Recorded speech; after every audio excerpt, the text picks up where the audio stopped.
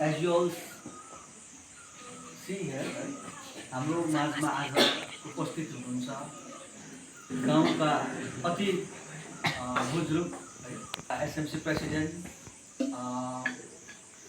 यहाँ हुनुहुन्छ Hemlal Dhakal, SMC president Chetan Acharya हुनुहुन्छ, हाम्रो स्कुलका इन्चार्ज सुमेन्द्र प्रधान, हाम्रो पिपी सर, निर्मल सर, नयन सर र साथै यहाँ सम्पूर्ण स्टाफहरूको प्रेजेन्समा आज हामीले एउटा सानो एक्टिभिटी गर्न लागिरहेको छौँ र त्यो एक्टिभिटी चाहिँ हामीले किन गर्दैछौँ त भन्ने कुरा आउँदाखेरि चाहिँ सर्वप्रथम हाम्रा स्कुलका एसएमसी प्रेसिडेन्ट हाम्रो चेतन आचार्यज्यूले भन्नुभयो, सर तपाईँहरूको इभिनिङमा कुनै पनि एउटा लास्ट पिरियडतिर एक्टिभिटी यदि हुन्छ भने हाम्रो स्कुलमा अलिकति ब्याम्बो रिलेटेड हामी hands on session skill based एउटा एक्टिभिटी गरौँ न, नानीहरूलाई के हामी सिकाउँ न भन्ने कुरा उहाँले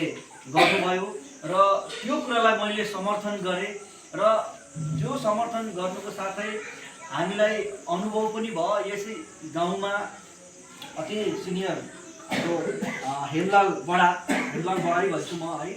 उहाँले चाहिँ जहिले पनि म स्कुलबाट उता के अरे घर फर्केर जाँदाखेरि चाहिँ बेलुका जहिले पनि यो ब्याम्बोको यो उहाँले हामीलाई सिकाउनुहुन्छ, नानीहरूलाई पनि एउटा सिक्ने मौका हुन्छ। हाम्रो रेगुलर क्लासेस हाम्रो 7 पिरियडसम्म हुँदैछ र 8 पिरियडमा चाहिँ हामीले एक्टिभिटी पिरियडै राखेका छौँ र त्यो एक्टिभिटी पिरियड हाम्रो 30 मिनट्सको हुन्छ र हामीले आजदेखि चाहिँ एभ्री डे है एक हप्ताको लागि चाहिँ हामीले यो बाँसको चोया छ हाम्रोमा र यसबाट हामीले के बनाउन सक्छौँ त्यो कुरा चाहिँ हाम्रो हेमलाल बडाले हामीलाई हाम्रो नानीहरूलाई सिकाइदिनुहुन्छ। स्पेसली 5, 6, 7, 8 का नानीहरूले यो ब्याम्बो रिलेटेड प्रोडक्ट्सहरू बनाउन सिक्छौँ, जस्तै सानो सानो थुन्चे, डोको, मान्द्रो, नाङ्लो कुन चाहिँ पोसिबल छ है, त्यो हामी एकैचोटि त हामीले सबै कुरा बनाउन सकिँदैन, तर